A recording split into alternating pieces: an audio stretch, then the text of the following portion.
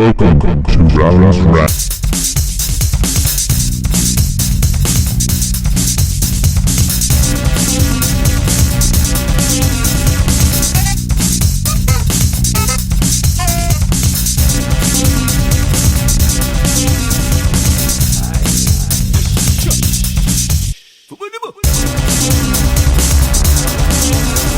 Hello, welcome to the latest episode of Round Rant. Firstly, I'd like to thank everyone who has donated to the GoFundMe page: Dan Lynch, Rory Blaney, Dennis Coulson, Michael Flatley, Alpha Fitzgerald, Adrian, Earl ZTT, and last but not least, Banterface Duff's Fee. Today I'm joined by Shane Mauss, who is an American comedian who won Best Standup Comic Award at HBO's Comedy Arts Festival in 2007, which led to Shane being invited to perform several times on the late night with Conan O'Brien. Shane also hosts the podcast called Here We Are, in which he interviews scientists and academics from across the country. So to begin, thanks a lot for coming on, Shane. And the first question I want to ask you is about your upbringing. What are some of the memories that stand out of your childhood? Boy, I mean, I had like a very wholesome, kind of boring childhood, and I don't know why, but I was kind of like miserable the whole time. I was always in detention. I was always a rebel, and I was always kind of pushing the boundaries. And so I was always in trouble for something. I was never a good student, and I was always like grounded and in detention. And so that's my memories of my childhood. It was just being in trouble and being a part of the Breakfast Club on weekends. Yeah, most all of the time. And yeah, I don't know. I'm from Wisconsin, and we'd do some outdoorsy things and stuff like that here and there, but I wasn't as big into like hunting and fishing as most people were, so I don't know, I wasn't into much of anything. I mostly lived in my imagination, and still do for the most part, most of my life. So yeah, my memory was that I had good parents, and I don't know what went wrong, but I turned out a bit of a misfit. And you didn't exactly get into comedy until your early 20s. Did you go down to the traditional route of college and doing jobs, or what was the delay that kind of caused you not to get into the comedy lifestyle? I was scared. It seemed like an unrealistic career to pursue. And so I got a factory job, and I worked in factories for a while. And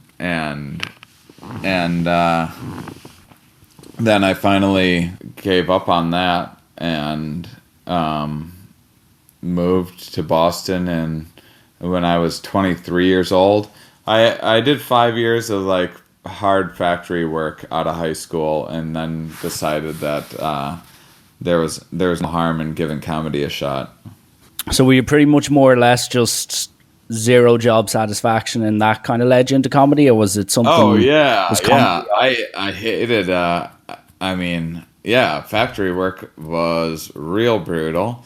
And so I had no other backup plan. I always wanted to be a comedian since I was a little kid, and so I never formed a backup plan. I'm 37 now, and that's still terrifying that I don't have any kind of education or any kind of backup. I'm not even sure I could get a factory job anymore. Like, I wouldn't even know how to go about it. I just have to get some entry-level job, I guess.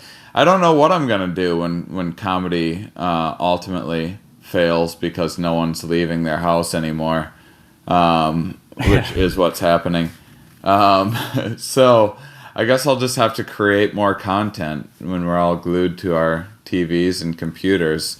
I'll just have to have my face popping up on there more.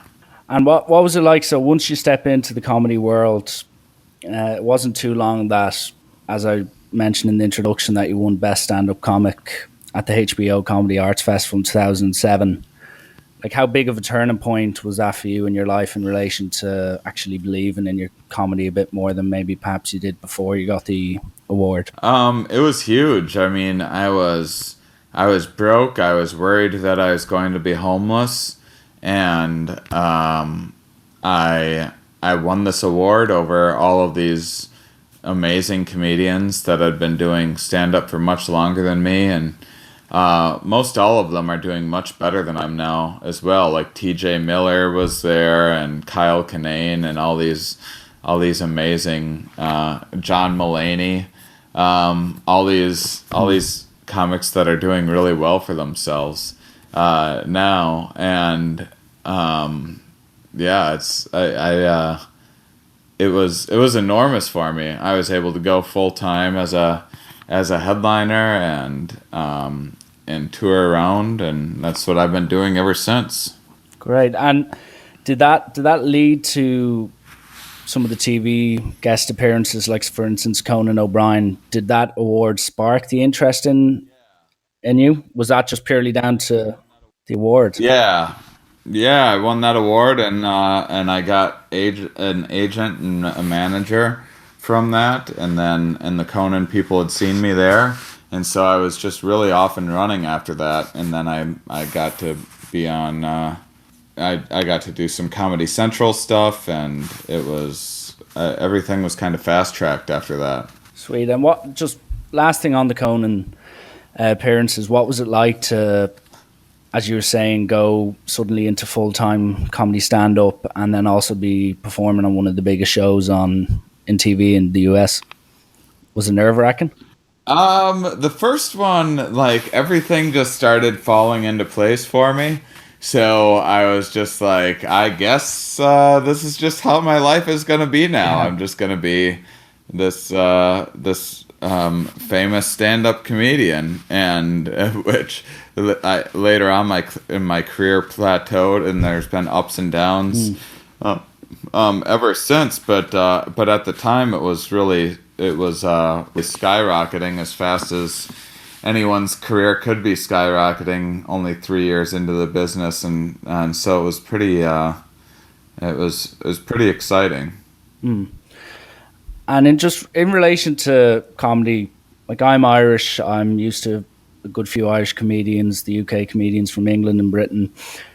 I'm just wondering, do comedians have to pick their style of comedy? As some comedians love being controversial, while others love to tell funny stories and use their kind of actions to create laughter. And it just shows that there's so many different ways to approach comedy. But a bit like music, do you think comedians try adapt their comedy to suit the mainstream audience? Maybe. I mean, I think everyone's a little bit different, and I think it changes over a career as well. At least mine has. I've gone from when I started, I was kind of a short joke, like absurdist kind of a comedian, and I was a little more toward the edgier or dirtier side. I loved telling jokes about like anal beads and stuff like that, and then I loved speaking about taboo topics like religion or abortion or whatever, making murder jokes or whatever, and all of that sort of started getting old to me after a few years, probably when I was 5 or 6 years in. I just wanted to develop more as a comedian. I started doing more storytelling stuff probably when I caught a bunch of breaks and started performing and headlining on the road. I started telling a few more stories here and there. I wouldn't say that I was a storyteller at the time, but I had some good stories in my act. And then I eventually started doing kind of themed shows too, and putting a little bit more information into my act. And now I do some themed shows with some information in them, and then I also do these other kind of I do storytelling. My regular kind of club act around America is just telling stories, and so when when people see my sets on Conan or whatever, that's actually nothing like what my style is nowadays. So it changes. I just keep on trying to push myself to get out of my comfort zone and try as many different things as possible. Sweet. Like one of the clips I've seen of you is the Bigfoot story when you're doing the stand-up about finding Bigfoot, and it was actually on like 2 days ago. And you're saying how it's always the case of, they never actually find Bigfoot. They actually always end up just coming face to face with the people they're trying to, work with to find Bigfoot. Right. Are you referencing that as your kind of Conan O'Brien era, or is that actually more up to date? That's a little closer to today's of doing like longer form stuff, because that's like a 5 to 7 minute bit on the same topic. That's a little bit, and I've also as I've been introducing a little more science into my act, at the same time I've kind of been critical about the stupid stuff that we all find ourselves consuming. So that's kind of where that came out of. But yeah, I would say that's a little more. I still do that. Do that bit once in a while, so I guess that's a little more modern Shane. And what in your opinion anyway, as you're saying, you have to kind of adapt your content as you get older and get more experienced, but over say the last 5-8 years, what has been the toughest part of being a comedian in your eyes, whether it's been on stage or off stage, in your view? I mean, just kind of keeping bookings coming in and staying relevant, and the game changes too. I mean, there used to be like morning radio shows that I would get on that were really popular, that would get me a lot of road work, and then morning radio went away and podcast became the big thing. And I, over the last several years, have been getting a lot of attention just as a podcast guest on things like Pete Holmes' You Made It Weird, or Joe Rogan, or Duncan Trussell's Family Hour podcast. And so that's changed dramatically. And so who knows how it's going to change next. I mean, there's people now there's like virtual reality stand-up shows where you can be at home and put on your VR, and a stand-up is in a virtual reality studio being filmed and doing their stand-up to you sitting at home watching it, and like they hear the laughter, and then there's like your like emoji. People can put like different emojis and stuff like that as a response to your jokes. Have you heard of this?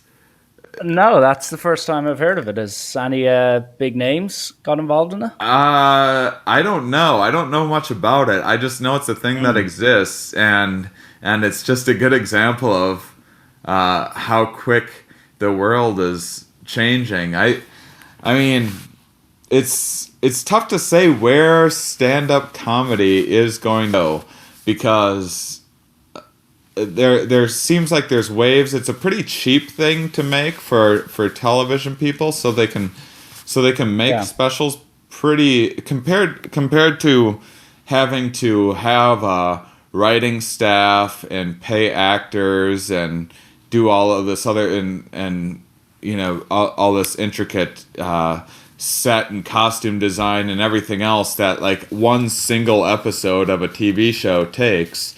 All of the stuff that goes into a single TV show, you can just instead have one comic that wrote the entire act, has already tested it out in front of audiences, and you just need to rent the space and film it, and the editing of it is really easy. There's not much in the way of editing, and I mean it's simple. So there's been these waves of all of a sudden there will be like a ton of specials that come out that are out on like this company CISO popped up for a minute, and they are putting specials out everywhere, or Netflix will go in streaks of putting out a bunch of specials, and then it will be like too many, and people will kind of lose interest because the quality isn't good enough, and then they'll rail it in and only have like the biggest specials on, and it kind of goes back and forth. And then the live performance changes quite a bit too. There's the kind of indie scene in comedy, which like I did a 111 city tour recently that I mostly put together myself, and I was mostly doing music clubs and things like that. I wasn't doing that many comedy clubs on it, and it was the most successful tour of my entire career, and that's something that's new. That's something that was kind of when I started in '04 or whatever. That was something that was very, very new at the time. I mean, everyone was doing their own open mics and whatnot, and sometimes at music venues, but there wasn't the same kind of like nowadays. There's tons of comics that are doing their own little tours and doing like music venues and kind of leaving the comedy clubs a little bit. And then comedy clubs are being affected by that, and so it's tough to say how things will go. And when you're traveling, as you're saying, you did over 100 shows there across the country. I was talking about adaptation early on. Do you have to take into account what state you're in, or what their maybe political beliefs of that population would be while you're doing your show? Would you do the same thing religiously every single night, and if they like it, they like it, and if they don't, screw them? I used to be like, well, whatever, this is what I do, and if you don't like it, screw you. Now I adapt my act. It's also, there's a lot more pressure once you're making all of your living on the road.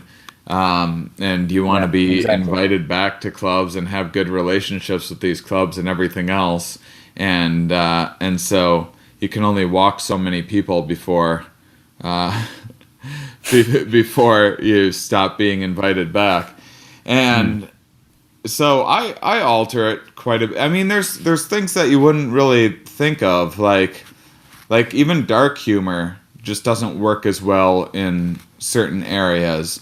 No, it's one thing to be like, well, you can't use a Jesus joke in the Bible Belt. It might be harder to get away with. That's pretty much, anyone could guess that. But something like a suicide joke is going to go over much better in like a indie area on the coast than it is working on the road. And I have I'm bipolar, and I just started doing material about being manic depressive, and that's something that, talking about mental illness, when I go to like I was at a club in San Antonio and trying out some of this, I live in Portland, Oregon, and I had tried out a bunch of it in Portland and in LA, and it was working really well. And then I went to tried it in a club in San Antonio, and it really tanked. And I think mental illness is just something that doesn't really come up as much and isn't dealt with very openly in those kinds of areas, and so people were just kind of looking at me like I was a crazy person, and which is fair enough, I am, but not not in the way that you didn't want them to look in that way. And so I have to adapt to my act and then when I do international shows, there's little things that I have to change here and there, little references and stuff that just don't work as well. Like, I definitely. Do you give an example? I mean, just tiny stuff. Like, I was just in Australia, and I have a joke about cocaine, and one of the references that I use in it is about cocaine users driving Camaros. And it gets a laugh in the U.S., but in Australia they just didn't. I mean, that's not a easy to put together reference, I guess, or you know, no one lived the early '90s Coke days, and when Camaros were all the rage and everyone was doing cocaine. Yeah. So that's just just like little references like that. It wasn't like completely lost on people or anything else. It just like didn't do very well there. And so there's all these just like little tiny changes like that you have to make. To explain to the listeners, you had a major accident several years ago. Yeah. While you were hiking. Yeah.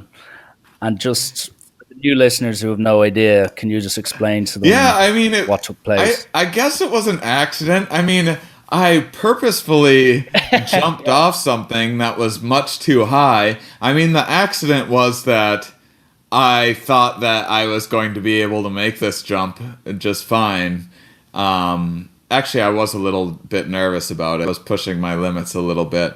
But I wouldn't have jumped had I known what was going to happen, which was that I ended up breaking both of my heels, and one of them kind of exploded and needed to crawl down a mountain for a few hours, and then I needed a couple surgeries on my one foot and was laid up for a while. And but the reason why people know about it is because I created a whole act about it called My Big Break, and it was my third comedy album. Hopefully I'll have another one out soon. I'm waiting to hear back on a few things, but here's what was interesting. So I have my science podcast, Here We Are, and one of the things that I'm really obsessed with, and at the time was more obsessed with, was this idea of this kind of negativity bias that we all have, and how we've evolved to kind of perceive negative emotions more and put more emphasis on negative emotions and not as much emphasis on the positive things.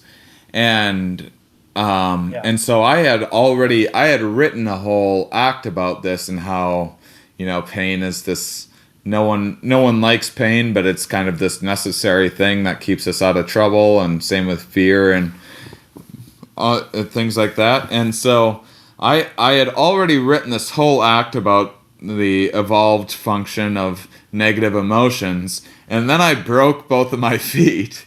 And so it happened to just really work. Like my act before that, it was working well, but it wasn't personal. It was just very informational, and people respond better to really personal material. And so I break my feet, and then I had just the perfect place for it. So people thought my whole act was about breaking my feet, and that's kind of how I build it. But I had already written the whole act before it happened, and it was just like, it was one of those kind of unfortunate but fortunate coincidences. If something bad like that has to happen, it was good timing for it. I actually had another thing like that happen recently, where so my last act that I've been touring with has been about psychedelics. I've been using magic mushrooms in particular for 21 years or so, maybe a little longer than that now. And so I put together this act mostly about mushrooms and LSD and DMT. For a lot of people don't know what DMT is, but it's the world's most powerful psychedelic. And I had written this act about kind of how it really got into perception and consciousness, and some of the history of the drug laws and how prohibition has failed and that sort of thing. And that's what I ended up doing this 111 city tour with. And that's why I wasn't doing a lot of mainstream comedy clubs with it. I was doing more kind of underground stuff because of the subject matter, talking about illegal drugs. So it was this really successful thing, and then I had someone reach out to me who wanted to make a documentary with me about psychedelics, and so we started shooting this documentary. Okay. And to prove that psychedelics are safer than people think they are, I did a lot of psychedelics in a very short amount of time, and then quite predictably ended up in a psych ward while trying to prove how safe psychedelics are, it was like a really scary and awful experience for me personally, but the timing of it couldn't have been better. Because it sure made the documentary a lot more interesting. And right place, right time. Yeah, so I've been I've had like a lot of interesting luck, I would say. It's hard to say good or bad. It's just like really weird, interesting luck. On the use of medication or psychedelics, whatever way you want to phrase it, recovery time for your injury, it lasted, well, I'm just judging this off interviews and podcasts I've listened to, it lasted for years, and I don't even know, like, do you still suffer from it? Feel the pain Oh daily no, today? I just complained about it for years. I just milked it for all I could. I was on crutches for about a year, and then I was on a cane for about 6 months after that, and then another 6 months of it not being able to walk very well. So I guess it was like 2 years that it really affected my life, and it still does a little bit, but now it's more or less just like I have a left foot of like, my left foot is like 70 years old.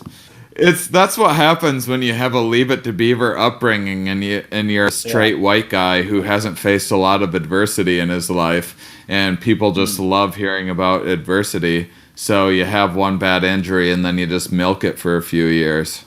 When you were recovering for that year or two, mentally I could imagine it was hugely frustrating and there was probably dark moments, but how important was the use of either prescribed medication or even medicine that wasn't prescribed? How important was that for you to actually get through the whole ordeal of not being able to walk, being in hospital, getting out of hospital, going back in? How important was for the mental side of your health to use medication or psychedelics? Well, psychedelics really helped a lot. I mean the pain meds were necessary for a while, but those things can be highly addictive as well. So psychedelics are nice because they're not really addictive in any way.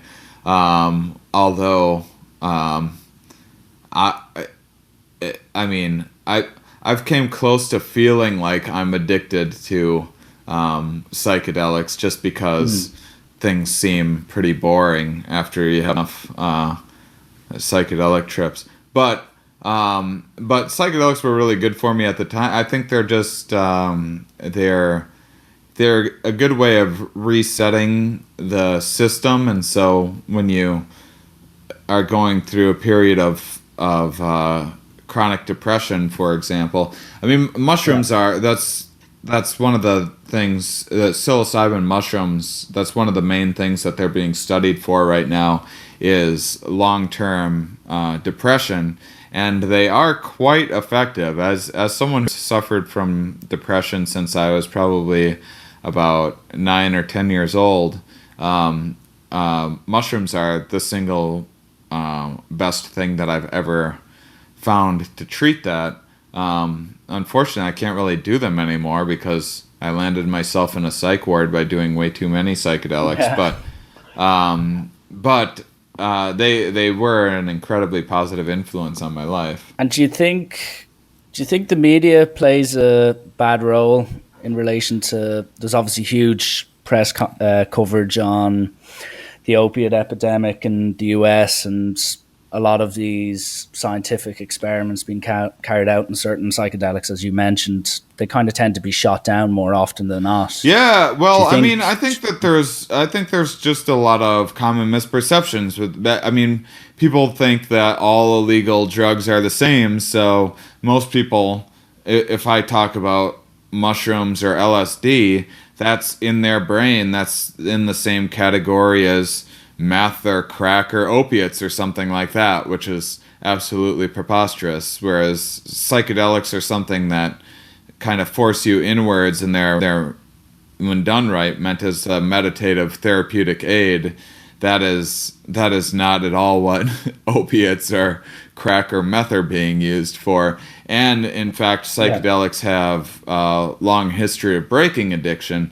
And so, I mean, there was a little bit along the way was very like kind of conspiratorial, but I'm careful not to get too much into that. It was just the beginning of it was after Prohibition failed in the U.S.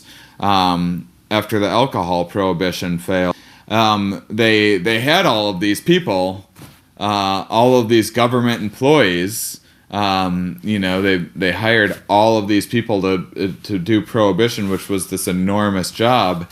And then, it was kind of, these people were going to be out of work. And once you're getting that, it's like a certain district gets X amount of money for road construction each year. And if you don't use it every year, they're not going to give it to you every year. And so even if the road needs fixing or not, you're still going to fix some roads because you want to keep that budget coming in. And that's sort of what happened with drugs. After Prohibition, they had all of these people kind of with nothing to do and that were going to lose their jobs. And so they targeted opiates and marijuana, which was cannabis. They changed the name to marijuana to make it sound Mexican, to target Mexicans. And so back then there was a lot of race issues involved, and it was ways of targeting.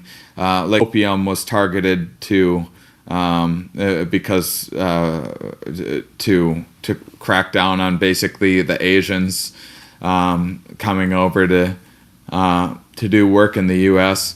And so a lot of those laws spawned from just pure racism, and that continued for some time. But mostly it's not as devious as that. I think most of it is just plain old ignorance of.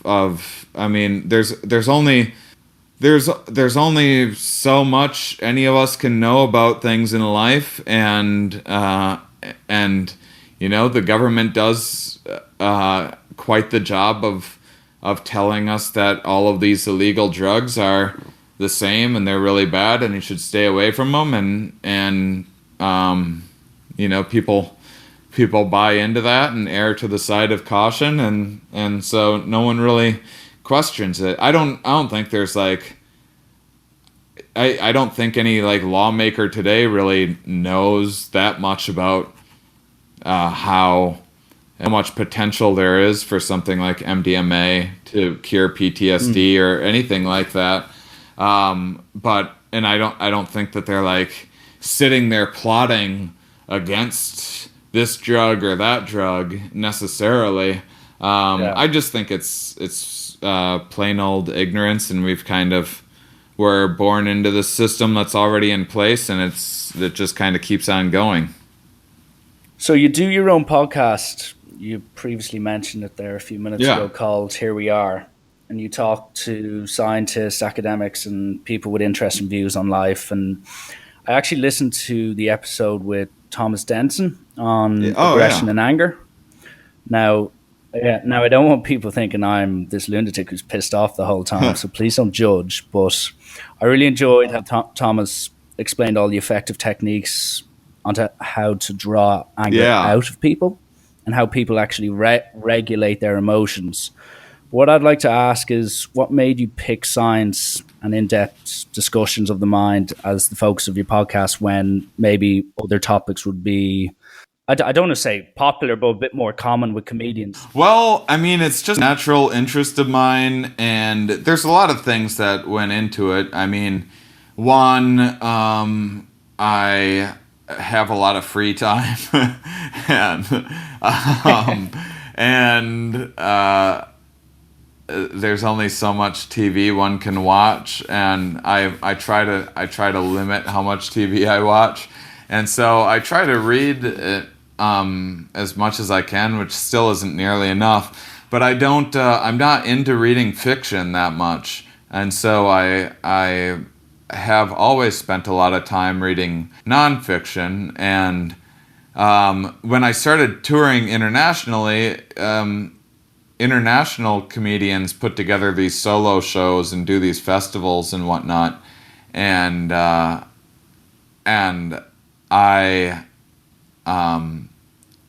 just thought this will be my my solo show will be science based, and then I can go and do all of these festivals, and I'll get to travel internationally more. And so, in the process of just trying to think of what my solo stand-up show would be, or potentially a TV show would be, I started reaching out to various scientists who I'd read and was interested in, and was just blown away by some of the conversations that I was having. And so I was like, why not just record these conversations? And that's exactly what I did. And what are some of the most interesting? I don't want you to delve in because you've done a huge amount of episodes on Here We Are. I'm just wondering, what are some of the standout moments for you where you kind of sat back and were like, wow, this is really mind blowing? Well, if you can, Robert Sapolsky is the Stanford neuroscientist and was a primatologist when he was younger too, and his work is, I think he is the greatest mind living today, and I think his work is incredibly important. Not just is it interesting, but it's important in terms of how we think about ourselves and how people to live less stressful lives and basically behave a little bit better toward ourselves and one another. He does a lot of work with stress and understanding the stress systems and how it affects people, and how all the way from how a given situation at work or your hierarchy at work affects your stress level, to what your prenatal environment was like, what your mom's diet like in utero, and how that affects your stress levels later on in life. And when I had him on, that was like my biggest get, just because I was really nerding out. That was he's like my hero. But I mean, the podcast was really founded on evolutionary psychology and biology to start, and just kind of learning to understand how our brains have adapted these psychological mechanisms to help us reproduce more, and to help us gain friends and gain status, and how our ancestral past really affects our modern world and the decisions that we make. And then kind of that leads into another interest, which is kind of behavioral economics, which is why we spend money on the things that we spend it on. A lot of this stuff, the stuff that I'm really interested in, is all life science things. So my hope is that I'm finding people that can give these little bits of knowledge that help people live better lives. So understanding, for example, that that active leisure, like I just did some CrossFit today. I went rock climbing yesterday.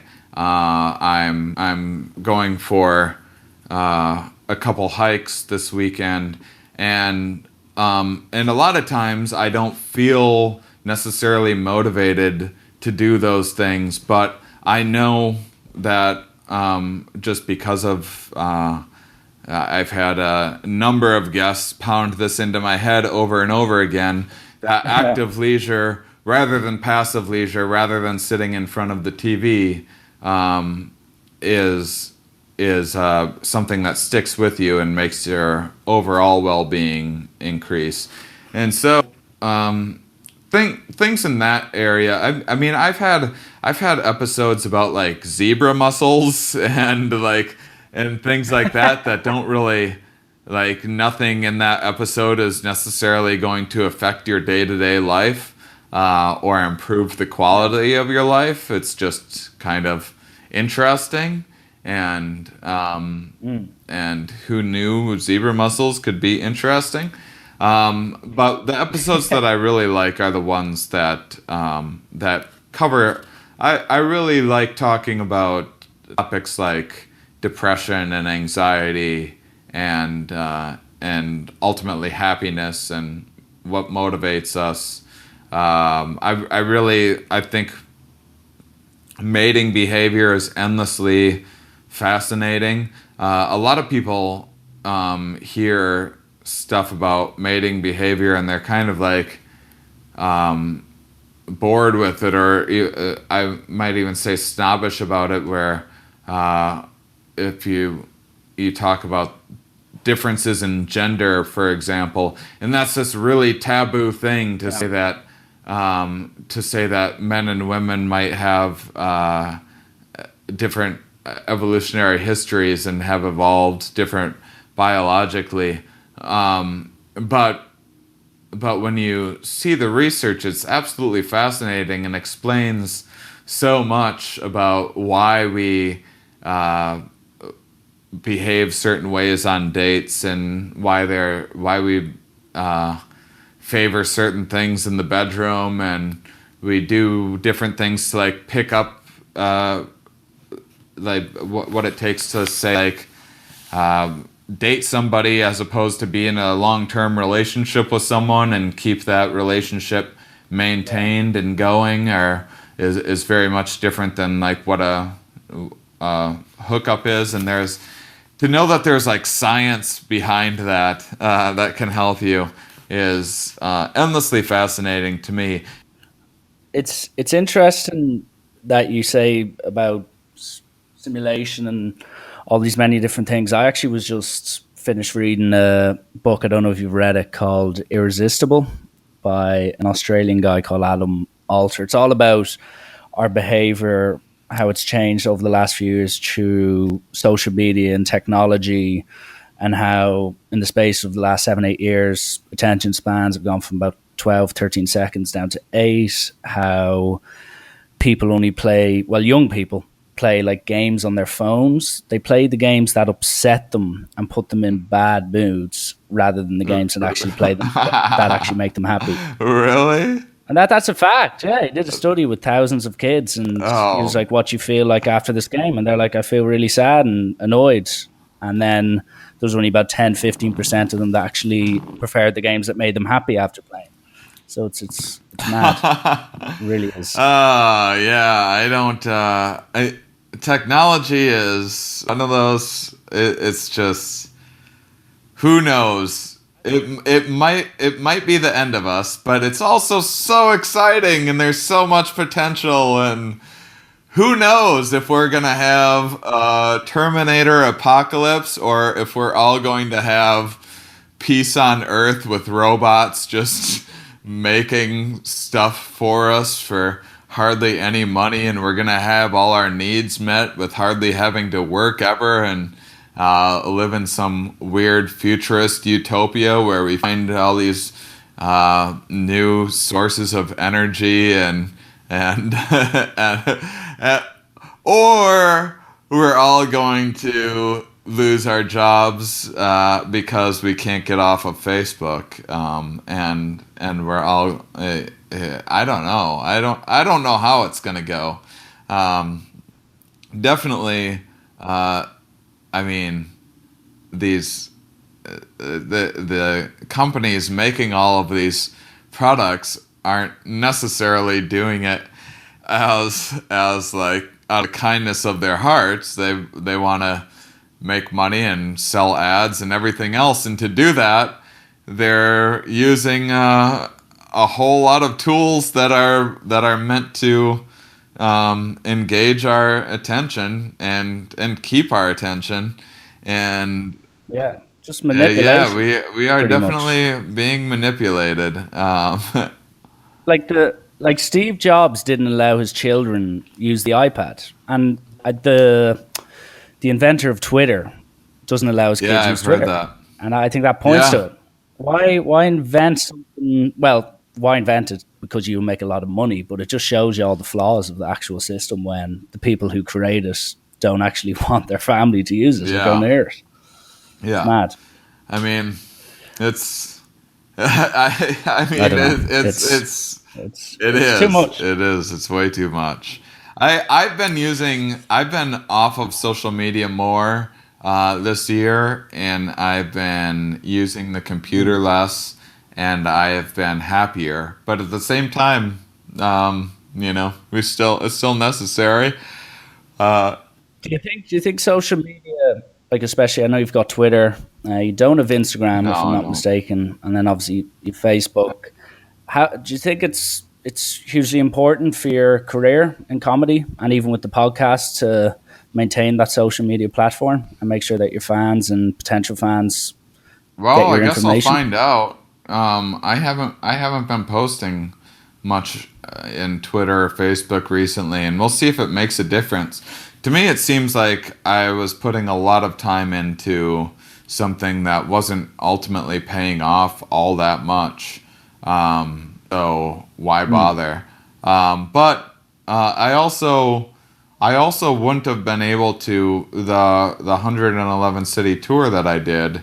I did a lot of advertising on Facebook, and I was able to kind of target different pages for like psychedelic enthusiasts, and I was able to get my ads for my show to the eyes of people that are into psychedelics, and I wouldn't have had such a successful tour without it. So yeah, it does. It has its benefits. And we're gonna put this out on social media. We're recording this wonderful podcast over the computer and two very different locations in How the world. sad. How sad. And so it's amazing. And I don't want to live without my smartphone.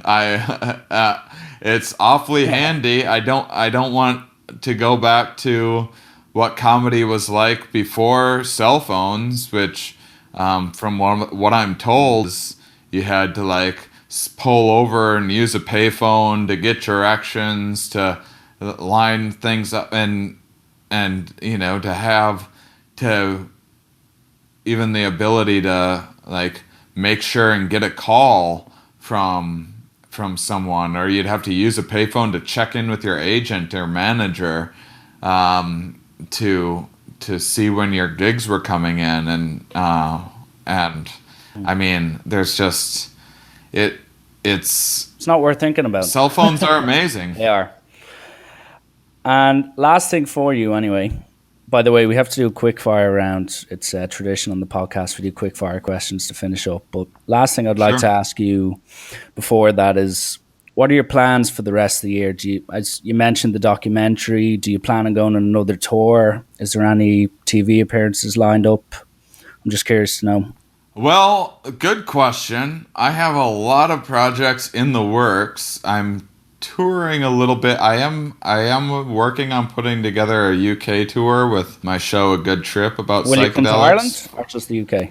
I hope so. Yeah, this summer. I want to. Do. And so working on that, and then And then I want to the show that I did. I want to have it made into a special, which I've been kind of in negotiations with that, and that's coming along slowly, but I think surely. It's just a taboo topic, and it's been a little bit harder of a sell than I thought it was going to be. The documentary is finished and we're submitted to film festivals, so we'll see what we get accepted to, and who knows what that's going to end up on. I just filmed a thing for a TV pitch for a show about psychedelics, and then I'm potentially getting some development deal together for a show that's basically like a science and comedy show, and so that's what I'll be working on coming up. But who knows? I have no idea if it's going to, or what's going to drop first and what's going to pay off ultimately, or I might be doing some completely different projects in a few months. I don't know. Well, it's cool to have options and things to look forward to. Absolutely. Move on to these quick fire questions. Sure. I have to say, first thing that pops into your head, say it and don't regret it. First one is Netflix or YouTube? Netflix. Netflix is our new ruler, and it's of all of the rulers throughout history. Like there's been a lot of rulers that like murder people and enslave people and stuff, and Netflix is like enslaving us through entertaining content, and so it's like it's a real step up if you're going to be ruled by by something. I say all hail Netflix. What is worse in your opinion, doing the laundry or doing the dishes? Whew. Laundry. I've never figured out how to fold clothes. Neither have I. And I'm a road comedian. I have to pack suitcases all of the time, and I still don't know how to fold a shirt properly. Well, maybe that should be your goal for the rest of 2018. Perfect how to fold a shirt neatly into a bag. Yeah, that's something that I might actually be able to accomplish in 2018. Your favorite film of all time? Dr. Strangelove. Okay. Your favorite comedian of all time? Doug Stanhope. This is actually a question from one of my friends. I told him if he donated to the podcast, he'd get to ask one. So he wants to know, which place do you prefer, Los Angeles or New York? Los Angeles. Weather's so much better. Way more laid back. Your favorite Simpsons character? Homer? Good choice. I can't argue with that. Hiking or CrossFit? Hiking. Smoking or non-smoking? Non-smoking. I smoked for like 20 years. Oh, smoking is the worst. I hated it. And it was like impossible to quit. I finally quit. Well, this is the second time. Congratulations. So we'll see if it actually sticks this time. But yeah, I hate cigarettes. And last question, and this is the toughest one. Describe yourself in 3 words.